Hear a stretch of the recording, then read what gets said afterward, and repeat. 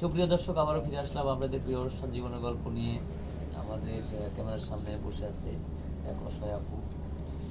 বারবার আমাদের ক্যামেরার সামনে আসছে কিন্তু কোনো সাড়া পাচ্ছে না, তাই না আপু? জি, তো বর্তমান কেমন অবস্থা?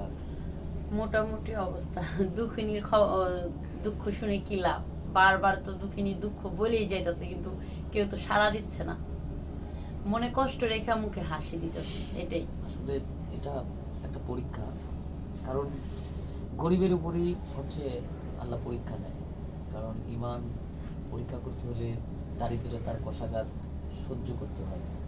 জি হ্যাঁ, তো চেষ্টা কখনো বৃথা যায় না, চেষ্টা করলে সফলতা আসবে।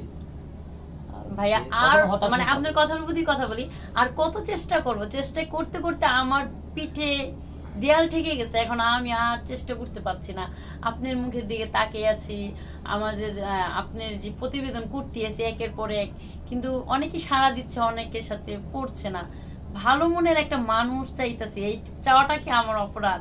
আমি গরিব বলে আজ হয়তো আমাকে কেউ বুঝে নিচ্ছে না, আমার দায়িত্ব নিতে চাচ্ছে না। এটাই তো মেন কথা, নাকি?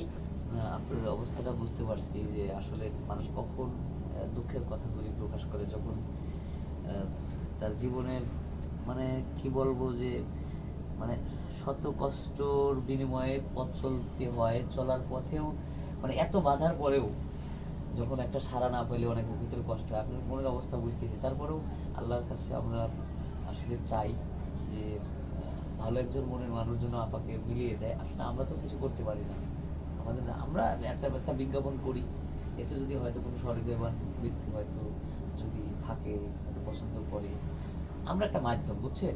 আমাদের কিছু করার থাকে না, সবই কিন্তু বিধাতাই করে। তো যাই হোক, আপনার কষ্টগুলি শুনে আমার অনেক কষ্ট লাগে, তারপরেও আমরা চেষ্টায় আছি, হতাশ হওয়া যাবে না। আমি আবার পুনরায় হচ্ছে প্রশ্ন করি একটা, অনেক নতুন দর্শক আছে কিন্তু তারা হয়তো আপনার নামটা জানতে চায়, আমরা মনে করি সবাই জানি। জি, আমার নাম অনামিকা। অনামিকা। জন্মস্থান?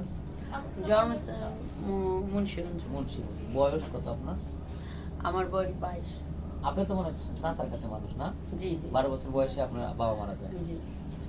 এই তো আমার বাবা যদি থাকতো তাহলে আমাকে কি বারবার এই এই দুয়ারে ওই দুয়ারে দৌড়াতে হতো। আছে বারবার আপনার কাছে আমি আসতেছি, বারবার আমার প্রতিবেদন বানিয়েছে, অথচ আমি কোনো ভালো মনের মানুষ পাচ্ছি না, কারণটা বুঝতেছি না। যাই হোক, আপনাদের মনে হয় আমার ভাইকে গ্রামের নাই, ভাই আমার ভাইকে নাই। গ্রামের মেম্বার চেয়ারম্যান কখনো চেষ্টা করে না যে ভাইয়া উনাদের সে উনারা থাকে, আমাকে নিয়ে কি উনার পরে গরিব মানুষদের কে খেয়াল রাখে ভাইয়া বলেন? তা অবশ্যই ঠিক। যাই হোক, আমরা রিস্কি বাড়াবো না।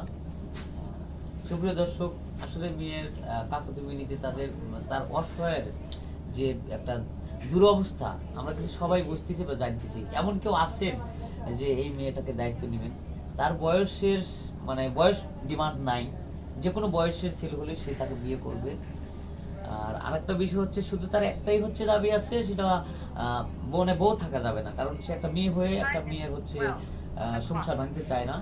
কিন্তু বাচ্চা কাচ্চা থাকলে সমস্যা নাই, বউ সাইরে গেছে বা চলে গেছে সমস্যা নাই। তো এরকম কোনো সহৃদয়বান ভাই যদি মেয়েটাকে চান, তাহলে আমাদের স্ক্রিনে নম্বর দেওয়া থাকবে, কেউ অযথা ভিডিও কল দিবেন না। আল্লাহ হাফেজ।